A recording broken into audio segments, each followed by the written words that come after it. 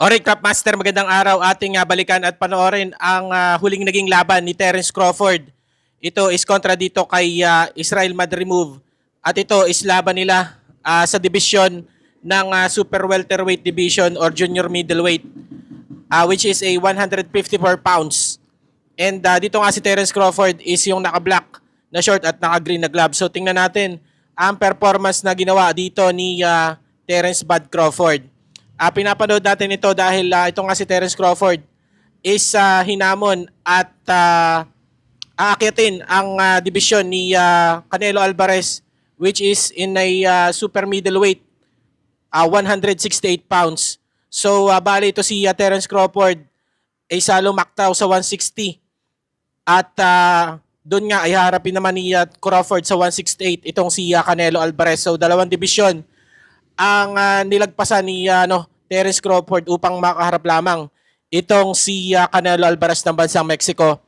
At si Canelo Alvarez nga ang may hawak ng belt ng IBF, WBO, and WBC Super Middleweight Champion. No? Siya yung champion doon. At ito nga is parang butas ng karayom ang papasukin ni Terence Crawford. No? Si Terence Crawford naman is matangkad, no? Pero iba yung iba talaga yung division na ginagalawan ni Canelo Alvarez. Malalaking tao, malalaking mama ang kinalaban niya doon. At si tingin ko ito si Terence Crawford ang pinakamaliit na nakalaban niya sa super middleweight. Dahil akit nga ito si Terence Crawford. Pero hindi pa rin natin alam dahil si Terence Crawford is matalino, magaling at complete boxer. So dito nga makikita natin, nakakatama to si Madrimov kay Terence Crawford. Pero nakakayanan, nasasalag. Tumama man ng solido is nakakayanan pa naman ni Terence Crawford bumalanse. At nandun pa rin yung bilis ng mga suntok dito ni Terence Crawford, bilis ng paa at yung liksin ng kanyang ng katawan. So dito nga agresibo dito sa eksena to si Madrimov upang magpatama ng suntok niya. 1-2 lang, 1-2 combination lang.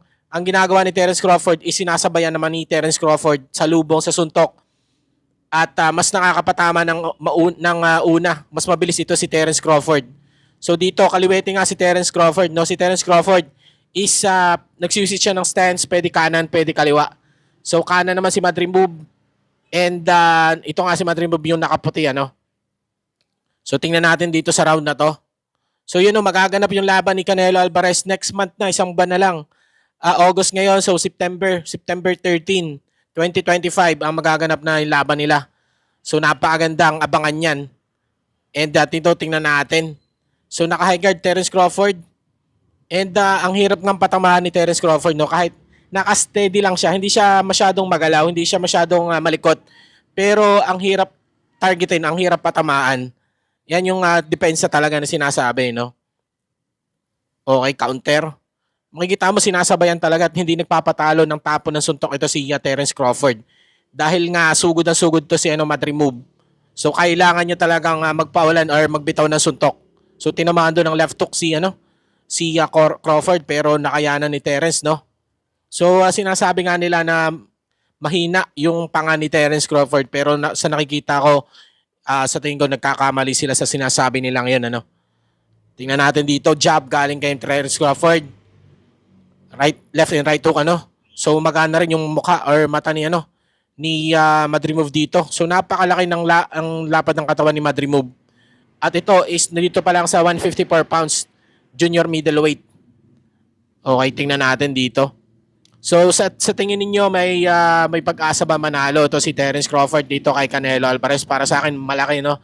May posibilidad dahil nga si Terence Crawford is matalino gumalaw. At yun lang yung kulang kay Canelo Alvarez. Yun lang ang sa tingin ko is yung magiging key factor ni Terence Crawford is yung talino niya sa ibabaw ng lona. Yun lang talaga.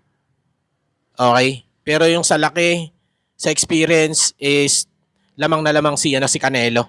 Pero tingnan natin, di natin alam mangyayari, no? Baka magulat ang buong mundo sa ipakita ni Terence Crawford. So nanalo nga dito si Terence Crawford, nagpakita ng bilis, tibay, husay at dominance.